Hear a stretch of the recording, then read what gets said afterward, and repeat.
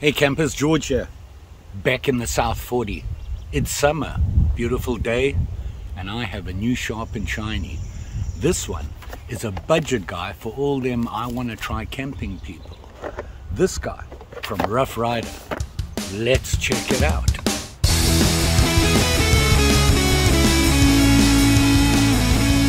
So as I was saying, I'm out in the South 40. It's a beautiful day in Minnesota. How long that'll last, I don't know, so I thought I'd take advantage of it. Doing some yard work. You can see I chopped off a branch from one of the trees that's overhanging my driveway. And anytime I find a piece of wood, a stick, cut a branch off, before I chop it up and throw it away, I have a good look at it because I'm looking for things on it. I found something on this one. So that got me thinking. I have that new knife from RYDER. We can do some dirt time. Is this guy from RYDER? Yeah, look at this. Look at that. Weighs a ton. And this is the RYDER Quality Medium Tactical Fixed Blade Knife. Now they say tactical, and yeah, it probably is. But what really got me was the price, the style. It's a fixed blade, and personally I think that any good fixed blade will make a good camp knife. Whether it's tactical, bushcraft, camping, hiking, whatevering, if it's a solid knife, you could even use a kitchen knife and get by camping. Obviously you want to do it right, so get the right tool for the right job. Let's see if this one works. I am not a tactical guy at all. I tend to stick to bushcraft and camping and that sort of stuff. Nothing wrong with it though. I'll look at one if it gets my interest, and you know I have. Here's this one, which allegedly is designed to be tactical. I want to see if it's a camp knife, a budget camp knife. I was surprised when it arrived. One, when I picked up the box it was in, the box was heavy. Then I pulled the knife out. It's heavy. Look at the size and thickness of that steel. It is a fixed blade, obviously, full tang, you can see that. Look how thick that is. And then you have the blade, which, you know, bushcraft camping type blade, you can't beat a fixed blade that has a drop point. You can see that. It's a good looking blade. Very nice. Has a swedge on it, you know, the false blade. The cut on it, very nice, this knife. It is clean, and my camera's turning on its own. So, you know, for me, it kind of meets all the requirements, really, for camping. The blade length from tip to the handle, 4 1/4 inches, which is about right for a good, solid camp knife or bushcraft. Nice and thick, so you know it'll take a beating, kind of. When I say take a beating, I don't mean abuse it. I mean, if you have to batten a small piece of wood, want to split it up and process some wood to make a fire or for whatever reason. This certainly looks like it'll do the job just because it's so sturdy. It's the handle. Now if you look here, I don't know if you can see, it is kind of got like a very light pattern on it. It's just black. They don't give a description of the handle, what it's made of, so I have no idea. It kind of feels like G10, but I don't think it is. And if you look, it has that red liner. I love the way RYDER does that. It's such a good look on any knife if you look at that. And it's well made. It's nice and smooth. It feels good. This handle actually feels very good. You want to know what the steel is. And that surprised me too, because it's 440A stainless steel. The same steel that they use on their folders. 440A. I need to look that up.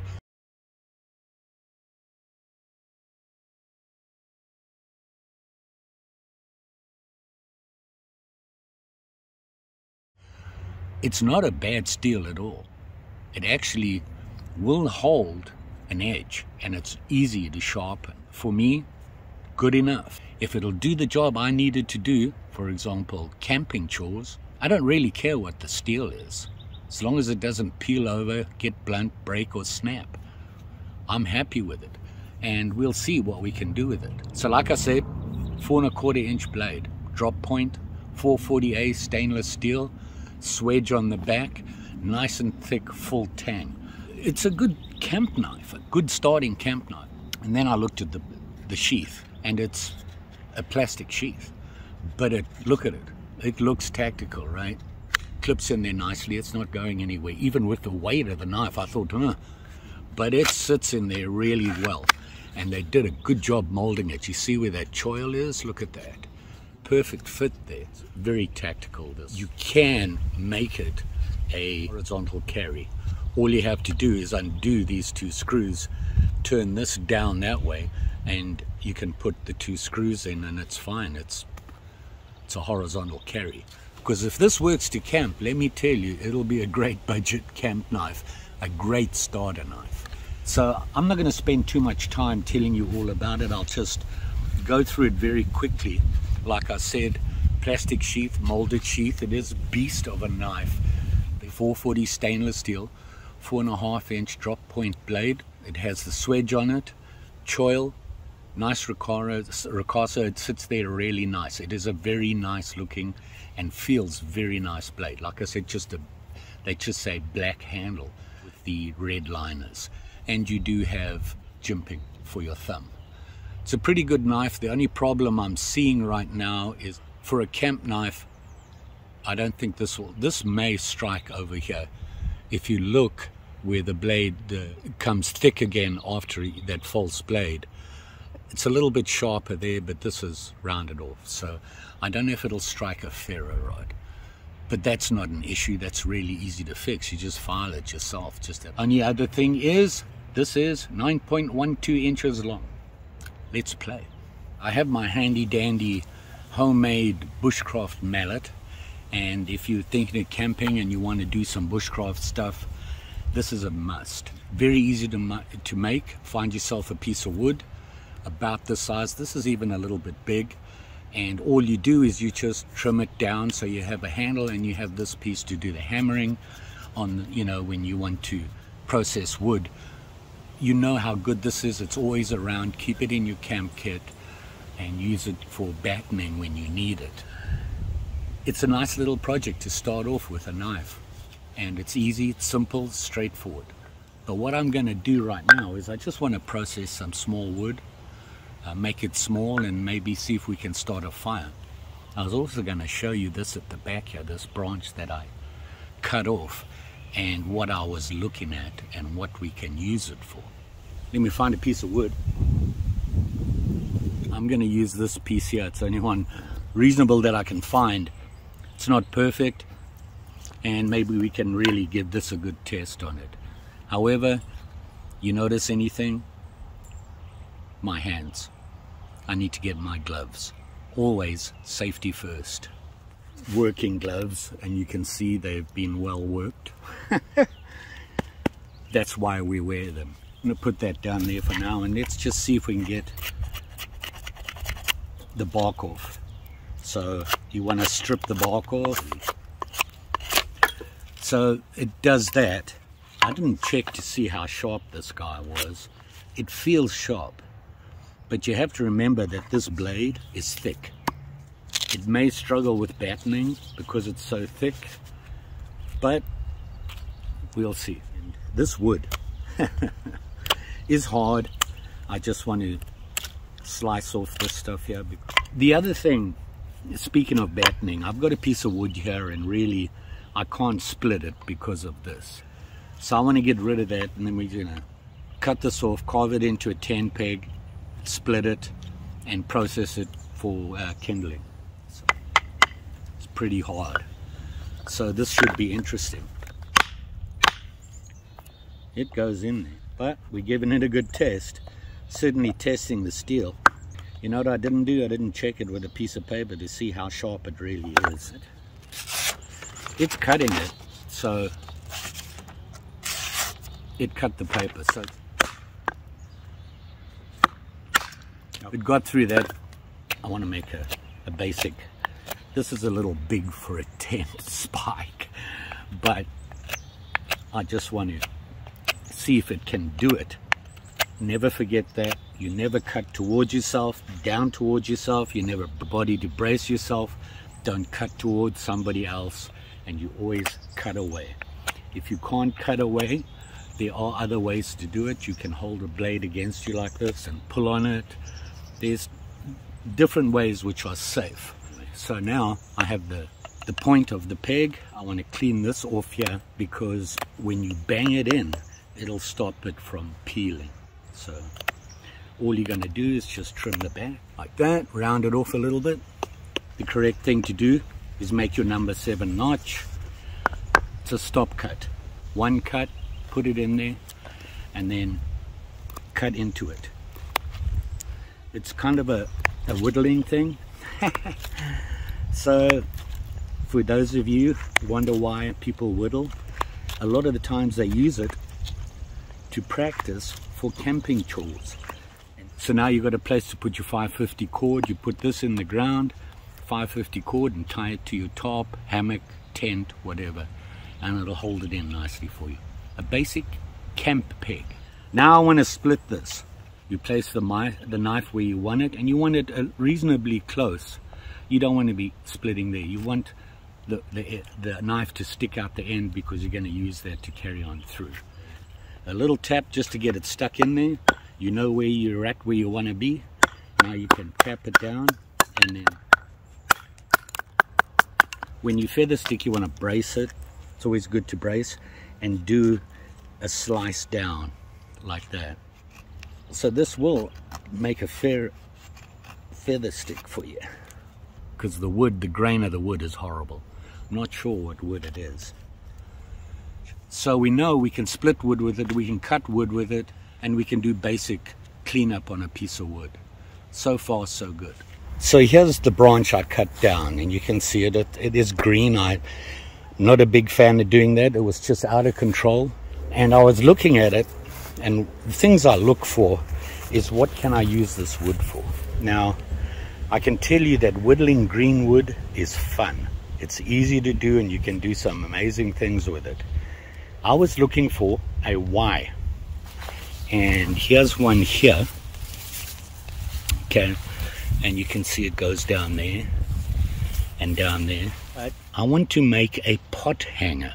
I'm going to make a little one out of that piece there. So using my handy dandy folding garden saw, this originally was my camp knife a long time ago, and it's made by steel. Get it at any hardware store. It is a pull saw, folds nicely, folds away. Nice thing to have. Actually makes a pretty good camp saw. For what I paid for it, and you look at the other ones out there for the same price, nowhere near as safe as this. So I have my piece of stick here, and you can see I was looking for that Y piece and long afterwards. What I'm going to show you is a quick way to hang a pot over a fireplace. So here we have the basic stick. I need the Y, is what I was looking for, and I wanted a long piece after it. So I need to clean it up and get it into the basic shape that I need. But before I do that, gloves. I want to get rid of all the small stuff. This is about as long as I need it for what I'm going to show you. Chop this off very quickly to do. Just like that.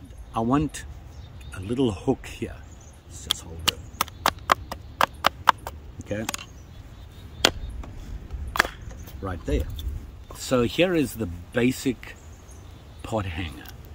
And how this works, you have your fire. Let's say the fire is here. I want my pot hanging above the fire. I can get a stick and mount it so that it goes over the top of the fire, and then hang this on it like that. So here's the stick that hangs on it. Now I can put little notches in here to raise the level of the pot to what I want. I was thinking about cleaning it up. I would take the bark off it a little bit, but you can see it does it no problem. So you can see you can clean the wood up really quickly. I just cut that off. But if I was really bushcrafting and keep things for just in case, when you clean it off like this, you want to make it a long cut all the way down, because you can tie things with this. This is where this hangs over the other stick, and all you're doing is this. You push it into the ground. You have a Y stick holding it up at an angle, hanging over the fireplace, and you put this on there. Notches in this one, just V notches, so that it won't slide. and you have a notch, just clean that off, and that'll sit in there and it won't go anywhere. I'll see if I can find a picture for you because I don't have any wood right now to show you the complete setup. Maybe I'll do that one day. I've got the place to hang it. I need a place to hang my pot, and what we do there is we use a number 7 notch. The problem with the number 7, which is probably one of the easiest bushcraft knots you'll do, can you see what I mean by the number 7? You see how it looks like a 7. That'll kind of work. The problem is that this edge here is flat, and you have a pretty good chance your pot will fall off. Well, there's a way around that. It's called a beak's head. Same principle, except this piece here is not flat. So the way you do that is you make an X, 45-ish. Same thing again. Okay. What you're going to do is carve into that X on the sides to make that V, and then go underneath it so that it actually has somewhere where the pot hanger, this little beak will keep the pot bale from sliding off. So we're going to do that right now. So I'm just going to slice into the one side here, and then do the same thing on the other side. So now you can see I have that pointy piece instead of the flat piece on the 7. You have that notch, and now what you're going to do is cut underneath. It looks like a bird's beak is what they're referring to. Hopefully you can see this. Now this is pretty small, but if you look carefully you can see now I have an area where the pot bale will sit in there, and it's not going to slide off when I'm hanging it, like the titanium pot, and it has a bale on it. And here you can see it. Let me look. I have my mini 1-burner camp stove in there. This is from the days when I was young and I would carry nothing with me. So there's my pot, and what I'm talking about, you'd be hanging this over the fire using that stick. This is my stick sticking out from the ground over the fire and hangs on it like that. And then I'm going to get my pot just like that. And now you got a hanging pot holder. Boil water without putting your pot in the fire, and stop burning your food because you can adjust how high you want it. So there you go. A little bushcrafty thing for you.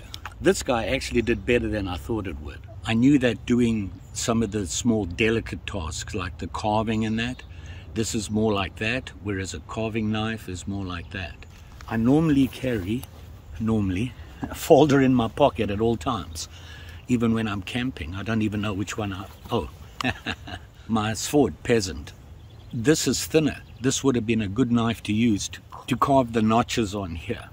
Now, the reason I didn't do that, you can see I have so much more control using my little peasant.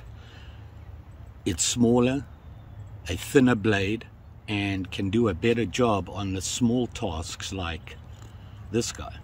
I'm not wearing gloves, yes I know. See how quickly it cleaned up with just a little peasant knife, this guy here. Because I have more control, thinner blade, sharper angle, better for that sort of thing. A camp knife has its limitations. Even a good bushcraft knife is going to have a fairly thick blade, maybe a little bit shorter. You know, you can't beat a thin blade to make those little delicate notches that you need to, especially if you're making traps or things like that. Good idea to carry a pocket knife. This is not a whittler. This is just a peasant knife, and it did the job. So you don't have to be that picky. This has all the limitations of just about any camp knife out there. You can do so much with it to a point. It's not really designed to be delicate. This will cut your meat, your vegetables, and all that good stuff, no problem. It'll chop pieces of wood. It'll prepare, you know, for a fire. It'll make a feather stick, all that stuff. But to do some really delicate carving and notching, you're going to struggle. It'll do it, and they won't look pretty, but it will do it. So you thought I forgot about the fire starter. Here it is here. Let's see if it works. Huh.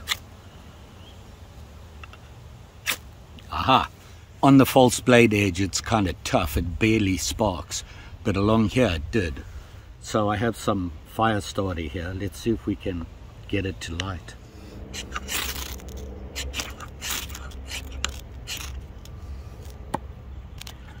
So yeah, it'll light a fire. So we can eat, we can boil water, we can stay warm. Why did I look at this in the first place? A lot of people out there that want to go camping for the first time and that's the thing, don't want to spend a lot of money because hey, they might not like it. I'd recommend this guy. How much did I pay for this? Well, that much. Yeah, 19 bucks for a camp knife. And if it doesn't work for a camp knife, it is a, yeah, tactical knife. It'll work there. You know, what can I say? Rough Rider, smarter than they look. Look how good this is. And it's well made. It's a solid knife. And the sheath, like I said, solid. It's not going to drop out. Personally, I prefer a dangler. The Rough Rider, high quality, medium, tactical, fixed blade knife. A budget starter camp knife, for sure. It probably needs to be stropped. I doubt if that wood that I was cutting was pretty hard. Let's see if it'll cut a piece of paper. It cut it there, look at that.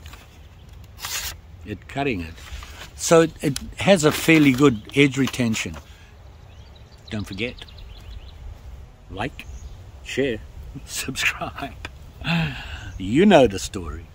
Tell me what you think about this. If you were starting to go camping, 20 bucks, I think it's worth it. Nothing wrong with this guy. It's good the way it is. And for 20 bucks, you can't beat that with a big stick. Just saying. You all be safe out there, especially with these guys.